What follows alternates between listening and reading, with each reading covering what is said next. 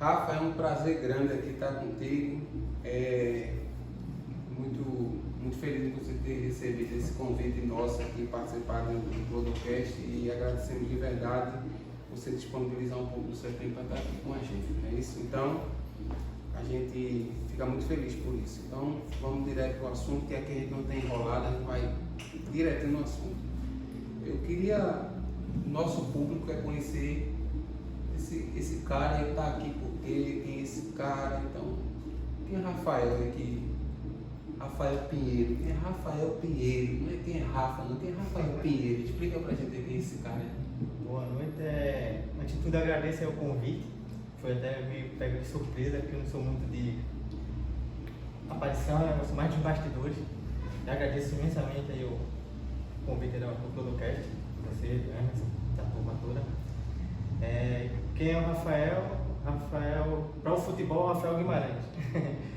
É uma pessoa tranquila, que é apaixonada pelo futebol. Sou casado e praticamente minha família vive o futebol. Eu sou casado com a Rafaela, a doutora Rafaela, que é do Náutico, é odontóloga lá da categoria de base do Sub-7. Tem um filho de 9 anos, o Matheus, conhecido como Pinheiro, que também joga futebol, se a gente respira futebol. Então, eu me perdi um pouquinho. É meio estranho falar assim. Pode falar? E uma pessoa tranquila, assim, eu sou mais da parte operacional, sou uma pessoa que tem emoções, mas sou muito contido em demonstrar elas. O pessoal acha às vezes que eu sou muito frio, sou muito quieto, mas é o meu jeito de ser. E é isso, é uma pessoa que tá aí, é um pouco difícil até falar um pouquinho de mim assim, que é ter fazer uma própria análise é meio complicado, por mais que seja nesse desempenho, mas uma análise pessoal, mas é isso, eu sou uma pessoa que eu posso considerar assim, uma pessoa que pode se resumir, uma pessoa bem tranquila, como falo. O pessoal escutou, tô dizendo que é Rafael, casado com Rafael. Eu procurei a vida toda uma Clodoalda e eu não consegui encontrar. Como é que tu encontrou essa Rafaela? Tu é Rafael e o teu filho não é Júnior. Por que teu filho não é Rafael Júnior? Já que... É muito Rafael, muito. Hoje já é complicado você falar Rafa, quando eu tô com ela, todo mundo olha, imagina tendo uma criança, um filho também como o Rafael Júnior, tem muito Rafa junto, deixa só como o Matheus mesmo. E foi difícil encontrar ela, sem encontrar o Rafael, foi lá no Rio de Janeiro, e depois a gente teve uma longa história pela frente. É isso. Aí Rafael tava pensando na vida, estudou, Rafael disse assim: rapaz, eu acho que eu vou ser jogador de futebol, vou treinar por aí parece que não deu certo, ou deu, não sei. Aí tu acordou do nada e disse assim: já que eu não sou jogador, eu vou ser analista de desempenho. Tu sonhava com isso, ou em que momento isso aparece na tua vida, Rafael? Então, como todo jovem, né, que gosta de futebol, pensou em ser jogador de futebol, eu tive uma oportunidade em 2001 e 2002 no Náutico, nas categorias de base, antes não era sub, era chamado de juvenil. Estava até bem na época, era capitão da equipe, jogava como zagueiro, por mais que o meu tamanho não prevaleça. Na época, jogava como zagueiro e acabei deixando de lado o futebol por causa dos estudos. Achava que já era jogador e minhas notas acabaram ficando, vamos dizer assim, vermelhas. E o clube acabou me afastando por um período para eu retomar as notas. E quando eu voltei, eu já voltei desanimado com o futebol. Isso foi em 2001, passados anos, veio o Matheus nasceu. Eu falei, caramba, será que o Matheus vai querer jogar futebol? E surgiu uma oportunidade na época no Náutico para ele fazer o teste, na época sub-7, e ele passou no teste, beleza, começou a treinar na época futsal, e eu comecei a acompanhar ele, e foi reacendendo aquela chama de querer voltar a estar no meio de futebol, mas futsal seja um pouco diferente, e comecei a pesquisar áreas que possa trabalhar. Não quero ser treinador, então era uma área que totalmente eu não me identificava. E como eu gosto muito de organização, muita parte operacional, muita coisa de dados, veio a área de análise de desempenho. Foi quando eu comecei a pesquisar e vi que era uma área bem interessante e que era eu me encaixava, eu me via como analista de desempenho, mesmo sem saber como fazer. E através disso eu procurei instituições para fazer o curso. Fiz 3 cursos, começando pela Conmebol, que é a Confederação Sul-Americana de Futebol. E depois fui para futebol interativo, onde eu tive a oportunidade de conhecer outros professores, uma outra filosofia, mas também voltado para a área de análise de desempenho. E recentemente eu fiz o curso da CBF Academy, que não é que seja obrigatório fazer esse curso, mas é um curso bastante visado entre as equipes de futebol profissional e os treinadores que sempre pedem uma análise de desempenho com o curso da CBF. Fiz esses 3 cursos, surgiram a oportunidade de trabalhar na área.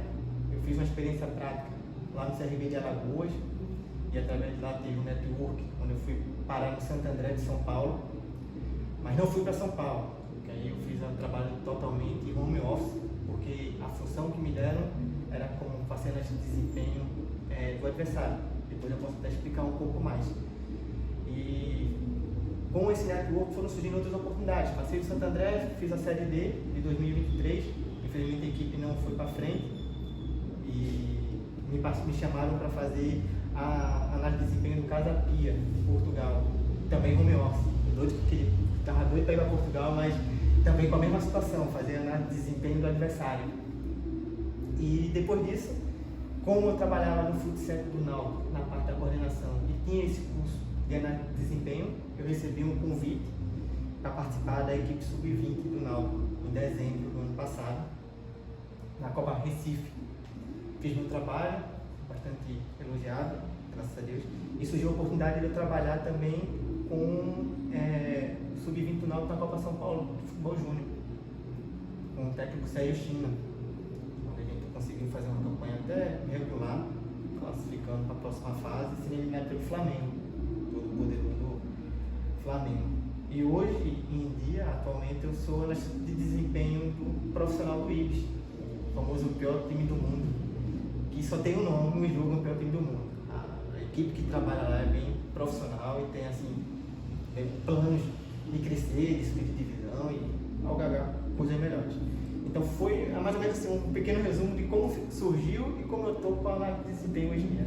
Mas tu falou uma coisa interessante aí, fiquei agora pensando, aí como é que tu consegue pegar a fofoca lá dos outros times, para pegar os dados dos caras, tu pega os próprios times, como é que tu tem essa busca, esse material, esse acesso a ter essas informações de um outro time para levar para o time que tu vai trabalhar? É uma área bem, vamos dizer assim, complicada, dependendo da situação da equipe, né? Do nível da equipe que você está trabalhando. Quando você tem um nível, você está trabalhando num clube de divisão nacional, as informações, o acesso às imagens, que também trabalha bastante, é mais fácil. E fora isso, assim, paralelamente, por mais que a gente busque na internet, no YouTube, pegar um jogo gravado, disponibilizado, cada campeonato, quando se inicia, existe um grupo onde é colocado todos os analistas de desempenho das equipes que estão participando daquela competição. Porque isso ajuda a interação da troca de informações. Não que eu vou dizer como é que minha equipe joga, mas eu vou disponibilizar a imagem do meu time jogando contra um adversário que pode ser utilizada por um outro analista que vai me ajudar também com a imagem dele. E facilita também a questão do custo. Porque, por exemplo, tá? A gente está jogando aqui em Recife, o clube aqui de Recife, vai ter um jogo lá em Petrolina e Salgueiro. O analista não vai conseguir sair daqui de Recife, ir para assistir o jogo, coletar as informações de Petrolina e de Salgueiro, voltar para Recife e fazer toda a análise para disponibilizar ao treinador e à comissão técnica. Então o analista que está lá, ele vai fazer aquela filmagem, vai disponibilizar no grupo e como eu vou enfrentar aquela equipe, eu vou assistir e dali eu vou tomar minhas próprias conclusões. Porque a minha conclusão, meu olhar pode ser diferente do seu, pode ser diferente do outro analista, então acaba que é dessa forma que a gente consegue os materiais. O ruim é quando aquela equipe não tem um analista e não é disponibilizado. Aí a gente tem que começar a procurar informações na internet, ver questões quando a equipe tem a cobertura da mídia, ver como é que a equipe se comportou em matérias semanais. E também uma coisa que ajuda muito é você estudar o treinador. Porque treinador tem a sua filosofia. Ele pode estar no clube A, pode estar no clube B e depois no clube C. Mas a forma que o time A, o time B e o time C joga é a forma que o treinador está acostumado a jogar. Claro que as peças ajudam a botar a equipe forte ou a equipe teoricamente mais fraca. Então é mais ou menos dessa forma que funciona a gente buscar a questão do material do adversário. Ô Rafa, eu tava pensando aqui que eu trabalho já há 4 anos que eu trabalho com a base. E eu vejo, com todo respeito, eu vejo várias situações. Eu vejo realmente algumas situações que alguns clubes chegam mais junto, ajuda, tudo, mas de uma forma geral, a gente sabe que há um descaso com a base. Aí a gente vê uma falta de estrutura em campo, a gente vê um monte de situação que tem para o básico, que é a prática do esporte. Aí a minha pergunta seria, qual a importância do analista de desempenho para as categorias de base, já que falta tanta outras condições de profissionais como, vou dizer aqui, campo, o processo de subir para o futebol profissional, que eu estava com o Marco outro dia e eu disse a ele aqui que ninguém quer ser jogador de futebol, sério, eu quero ser jogador sério. Não, ninguém quer, acho que não deu aqui, vai para ali e está em casa. Então eu queria saber qual a importância e de que forma o olhar de vocês é para a base, porque eu entendo isso como um avanço. Eu confesso que eu trabalho na comissão que tinha odontólogo, fisioterapeuta, analista de desempenho, que era você, fotógrafo, social media, tinha tudo, e hoje eu sei a importância que isso pode ter, mas talvez muita gente que esteja aqui nos ouvindo, vendo essa entrevista, queria saber qual a importância, assim, a necessidade e importância de ter um analista de desempenho hoje no futebol de base. A grande questão da categoria de base é que, infelizmente, os clubes não enxergam como futuro, né, do clube, financeiro, vamos dizer assim. E existe realmente muita falha nessa parte de apoio, tanto financeiro como de profissionais, de questão de trabalho e ferramentas de trabalho. O clube, quando ele enxergar que a categoria de base pode dar frutos, não agora, não de imediato, o problema todo é que eles querem de imediato, podem dar, dependendo da idade, no sub-12, sub-13, daqui a 6, 7 anos, eles começam a investir mais, a entender que realmente é necessário. A parte do analista de desempenho entra nessa questão porque se tiver um profissional acompanhando esses atletas na base, você consegue moldar aquele atleta para a filosofia do clube e até corrigir algumas situações que o atleta está pecando. Não dizer, não, você está errado dessa forma. Não, você pode dizer, você faz dessa forma, você faz desse jeito, para poder você corrigir o atleta e moldar, voltando ao que eu tinha falado, a filosofia do clube. Porque você acompanhando os treinamentos, você vai vendo os defeitos da equipe, você vai vendo as qualidades também daquele determinado atleta, e você consegue ajudar a diretoria, que aí você não passa mais para a comissão técnica, o diretor, que aquele determinado atleta tem um potencial forte de venda, que vai agregar algum mercado, pode ser europeu, até aqui mesmo no Brasil, sul, sudeste, porque existem perfis de atletas que os clubes buscam. E o analista de desempenho, ele observando isso, junto, claro, com a comissão técnica, não é um analista de desempenho, deixa bem claro, não é um analista de desempenho que vai dizer se está certo ou se está errado. Ele está ali para ajudar. Mas essa ajuda é de grande valia, porque ele vai ter as filmagens, ele vai poder analisar. Não que você vai pegar todo o treino e você vai ficar analisando. Fulano errou o passe, fulano errou não. Você vai conseguir ver gradativamente a evolução dele. E se aquele atleta você está todo dia informando, vamos fazer desse jeito, faz dessa forma, a gente consegue ter um resultado melhor, até para a venda, né? Que é o que todo clube quer. Nenhum clube quer formar o atleta para ser profissional em si. Beleza, vai ajudar, mas todo clube sonha em vender aquele atleta para fora, para poder captar recursos e automaticamente ir melhorando, né, toda a estrutura do departamento e do clube em si, né, em geral. Então, Rafa, vamos dizer que eu vou fazer o Enem no final do ano, aí vai ter o Enem e cai-se lá no Enem. O que é um analista de desempenho de futebol, assim, respondendo assim, como é que tu conseguiria responder pra gente? O analista de desempenho, galera, hoje em dia, pensa que é só um cara, vamos dizer assim, que filma. É o cara que vai fazer a filmagem. Não, totalmente diferente.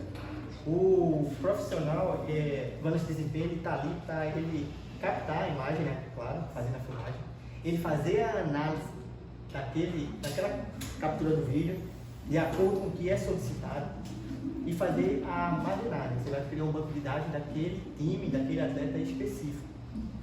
E o analista de desempenho, ele é praticamente esse elo. Ele consegue fazer essas 3 funções baseado na filosofia do clube, tá?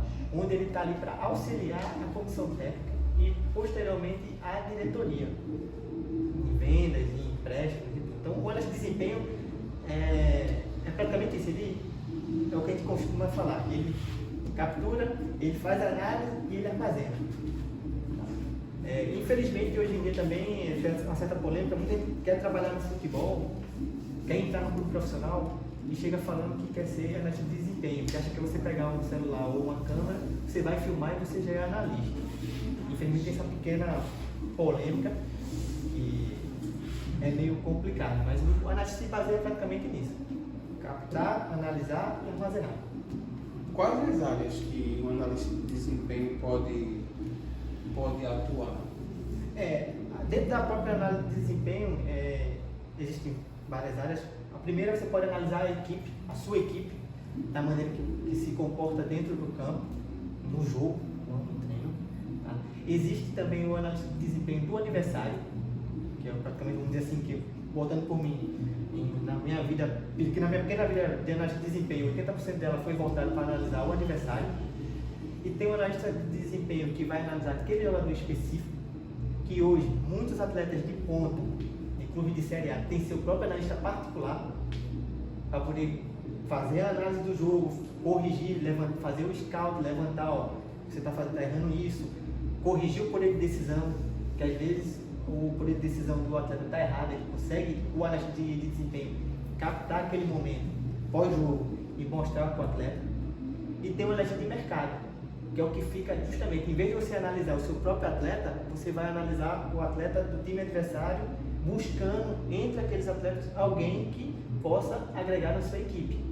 Mas tudo bem que muitas vezes você vê um determinado atleta, mas o poder financeiro da equipe não faz jus, você não consegue trazer. Mas é praticamente essas áreas: do adversário, da sua própria equipe, o do atleta individual e do atleta de mercado, que você vai analisar a equipe que você gostaria, né, e aquele jogador que você tem contato com ele. Mas normalmente no clube eu imagino que seja assim, nesses clubes de talvez um ponto menor, um faz tudo, né? Um faz tudo, não é isso? Mas é do conhecimento de vocês de ter um clube que tenha desmembrados esses profissionais, cada um em área diferente, dentro de uma própria situação de uma partida? A gente tem aqui dentro mesmo no Brasil, né, o Palmeiras, que utiliza de 8 a 10 analistas. Tem um departamento bem pesado de análise de desempenho. Tanto que o Palmeiras hoje é uma das forças aí, tanto do Brasil como da América do Sul. A seleção feminina agora, que está nas Olimpíadas, tem 3 analistas só para analisar o adversário, porque é uma competição de tiro curto. Então a gente coloca 3 analistas. E tem as equipes realmente que não tem muita aporte financeiro, que tem um analista que o analista faz tudo. Faz adversário, faz o da casa, faz o de mercado, faz o individual quando os atletas pedem, entendeu? Então é mais ou menos assim. O ideal hoje era cada clube ter de 3 a 4 analistas. Mas também é uma área bastante, vamos dizer assim, nova. Já existiam analistas de desempenho anteriormente, mas de uns 3 a 4 anos atrás ficou mais no auge, vamos dizer assim, ficou mais conhecido, tanto que qualquer clube hoje do Brasil tem pelo menos um analista de desempenho. Então você vê que é uma área que realmente está crescendo, né, no Brasil. E assim, Rafa, vem uma curiosidade que eu tenho durante um momento assim da partida lá, um exemplo, tá rolando o jogo lá. Porque a minha ideia é, o analista de desempenho ele pode fornecer alguma informação dentro do jogo que possa cooperar numa mudança de uma situação, ele vê alguma coisa, aí essa ponte, como um exemplo, normalmente é trabalhar com rádio, né? A gente, sim, no futsal do Náutico trabalhar com rádio, mas no profissional também. Profissional, né? Aí passa isso, vai passando, mas teve alguma situação curiosa, assim, que tu percebeu, falasse lá para quem devia falar, ele chegou pro técnico, o técnico chegou lá, mexeu naquilo e resolveu, e foi realmente aquilo ali o problema? Sim, sim. Não vou falar nomes, mas teve duas situações. A primeira, que realmente a gente conseguiu identificar durante uma partida, que um determinado setor do nosso time estava em desvantagem e a gente estava sempre sofrendo daquele lado. E com raio do transmissor, a gente não precisou ficar gritando, nem correndo para o banco de reserva. A gente chegou lá, falou no rádio, falou com o assistente técnico, a gente não tem contato direto com o treinador, porque existe toda uma hierarquia dentro da comissão técnica. A gente falou com o assistente técnico, explicou a situação, mas aquela explicação não dizendo, tá errado, faz isso. A gente só passa a informação, tá acontecendo isso, isso e isso. Se o assistente técnico achar viável e leva o treinador, se o treinador achar viável, faz a mudança. E nesse jogo realmente aconteceu isso. A gente conseguiu corrigir esse ponto. A gente inclusive estava perdendo o jogo, conseguiu empatar a partida e não correu mais risco, porque tanto o assistente técnico como o treinador, eles entenderam que realmente deveria ter feito. E no final eles chegaram a agradecer. E isso pra gente é bem bacana esse feedback, porque ele respondeu. E teve uma situação também que a gente identificou também em outro jogo, mas o jogo era fora de casa. Sendo que tem um porém, a gente estava sem o rádio e a cabine estava fechada de cadeado. Então a gente teve que pular o muro, vamos dizer assim, para poder ficar na cabine. E para pular o muro eu precisei de ajuda para subir na cabine. Jogar todo o meu material, minha mochila, meu tripé, tudo. E no intervalo, ou eu pulava e ia para o campo para falar com o treinador, ou eu ficava na cabine. Então eu optei por ficar na cabine. Mas aí peguei o WhatsApp, mandei uma mensagem, o assistente técnico viu, fez a correção também, que era viável, acharam viável e fizeram, e resolveram aquela situação. A gente estava perdendo o jogo de 1-0, vencendo de 3-1.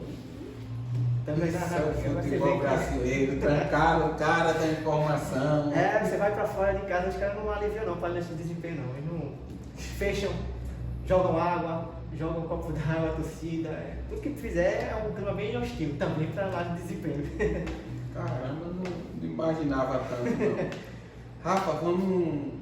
Muito massa essas informações, é muito conhecimento que a gente passa a entender sobre isso. Mas eu queria fazer uma perguntinha, tipo um bate-bola aí, bem ligeirinho ali, sério? Vamos embora. Futebol de campo ou futsal? Campo.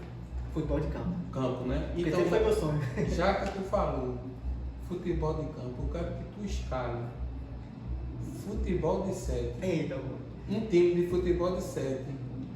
Dentro de departamento mesmo, de jogo, como tu quiser. Faz um time de futebol. Agora vai dizendo os nomes e as funções. Os nomes e a exposição aí, as funções e a exposição. Quando você falou do campo, eu pensei no campo, irmão, pro futsal. O futsal, beleza.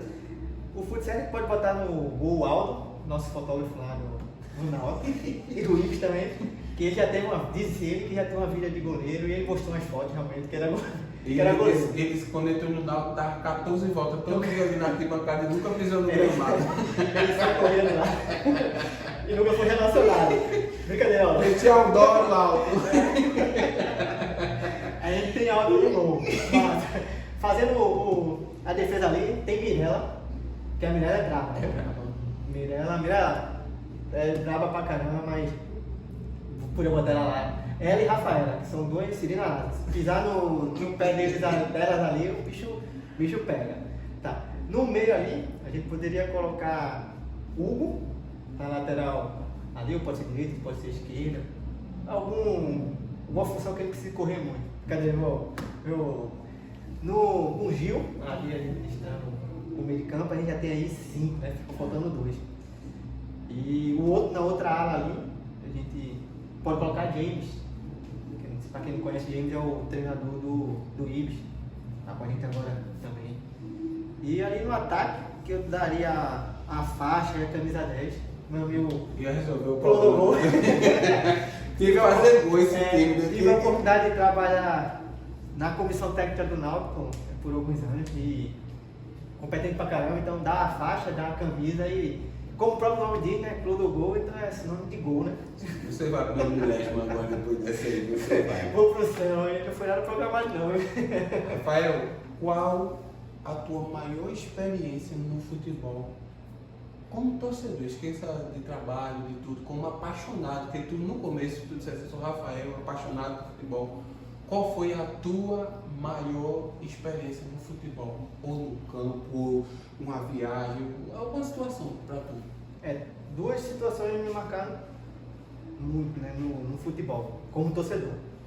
A primeira foi ter a oportunidade de acompanhar um jogo de Copa do Mundo, lá no Maracanã, entre Chile e Espanha. Eu acabei recebendo o convite, fui, achando que ia para a arquibancada, fui parar no camarote.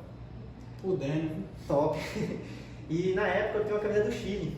Então eu botei a camisa do Chile, fui pro Maracanã, fui de metrô, e a galera tava me confundindo como um chileno. Aí, beleza, curti, fui. Tive a oportunidade de ver os campeões, atuais campeões do mundo na época, né, que era a Espanha. Então pra mim foi uma emoção muito grande, porque eu sempre via pela televisão. Tava tendo a Copa do Mundo, e eu não tinha ido pra nenhum jogo, porque infelizmente os ingressos eram muito salgados na época. E acabei recebendo esse convite para uma seleção espanhola, para ver a atual campeã do mundo na época, contra o Chile, que eu tenho uma história muito legal com o Chile por causa do meu pai, que trabalhou muito tempo no Chile. E foi uma experiência bem bacana no futebol. Isso fora. E aqui em Pernambuco eu tive a oportunidade na época de ver Náutico e Paysandu, quando o Náutico subiu para a Série B, que estava perdendo de 2-0 e chegou a fazer 2-1 e no último lance teve um pênalti da Conduari, teve um pênalti, foi para os pênaltis, ganhou, se classificou e foi para a final. E isso me marcou muito, não só pelo contexto de estar no jogo, mas porque minha família toda estava lá. Minha família, pai, mãe, tio, primo, tinha acho que umas 10, 15 de cabeça. Meu filho estava lá. Então foi uma coisa que me marcou bastante no mundo do futebol como torcedor. E se eu puder abrir uma dele também, como profissional, foi quando eu tive a oportunidade de estrear no profissional do Ibis. Que, por mais que eu tenha trabalhado no Náutico e outras equipes, aquilo ali me marcou muito, porque é um clube bem bacana e foi uma oportunidade que me deram muito. Então, foi até em Xangani o jogo, eu parecia que eu estava na Disneylândia. Eu falei assim, caramba, todo um profissional do Ibis, todo um profissional de um time famoso, e foi uma coisa que para mim marcou. Para outras pessoas que possam estar escutando ou que viram, o Ibis, Série A2, mas para mim foi uma coisa que marcou como profissional. Foi essa estreia pelo Ibis. Eu acho que eu sei, mas a gente nunca conversou sobre, mas qual foi a maior decepção do futebol? Tu no campo, vendo assim, ou participando assim, ou assistindo para tu? Assistindo, acho que todo mundo, né? Para todo mundo foi o 7-1. Aquilo ali foi uma coisa inexplicável. E no campo? Várias. Quem é a maior? Quem é a maior? Rapaz, maior. Vai escolher uma vai ser complicado, mas vamos lá.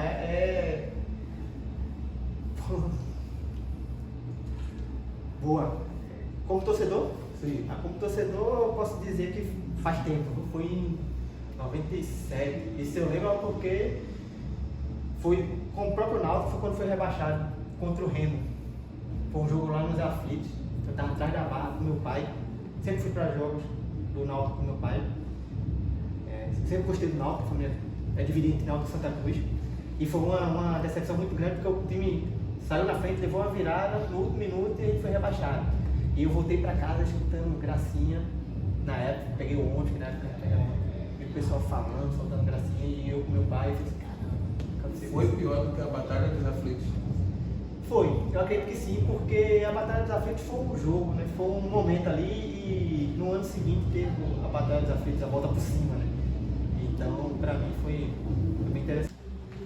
Então, Rafael, a gente teve tu teve também essa ideia da Batalha dos Aflitos, não sei, que dói muito assim. Não dói não. Na lembrança não, né? Se não tivesse acontecido no ano seguinte a volta por cima, acho que hoje estava machucando.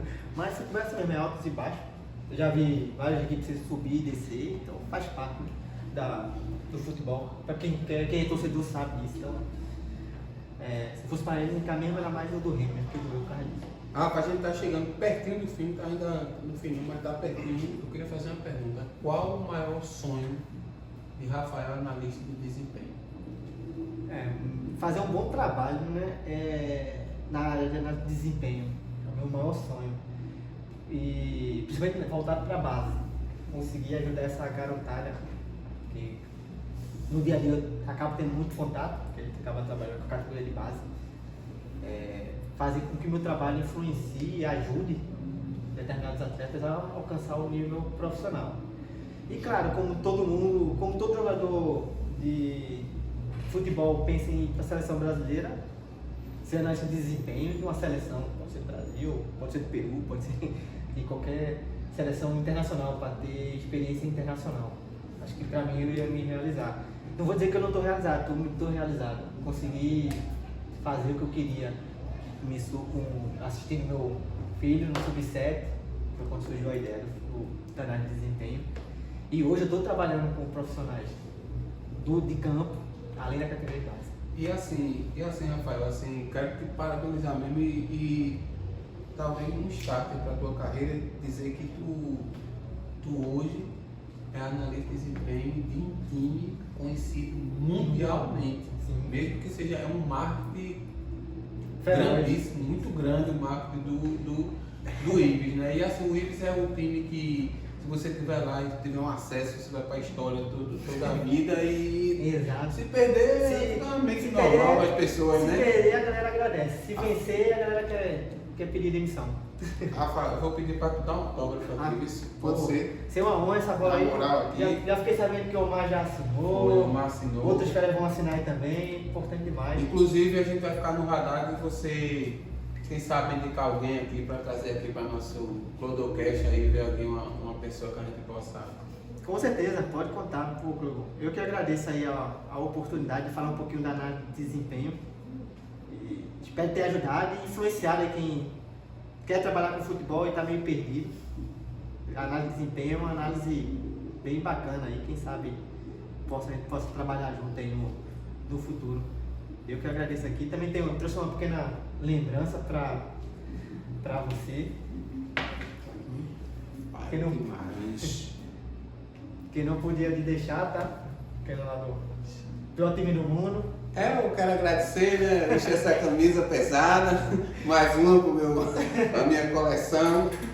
Obrigado, Rafa. Vamos ver. Eu tenho uma ideia do marketing pro Ibis. Eu pedi ao Omar, leva quando eu vou, tu viu que eu pedi. Eu vou fazer um pedido aqui, pode ser? Pode ser. Ibis, o que tu acha de tu levar Clodogol para fazer um jogo pelo profissional com 52 anos? Isso dava um marketing da Nilcinho. Vamos embora? Quem? Nilcinho. Nilcinho, leva Clodogol para uma partida do Ibis. Eu prometo. Valeu, minha fera. Valeu, Rafinha. Eu que agradeço aí. Valeu, amigo. Valeu, pessoal.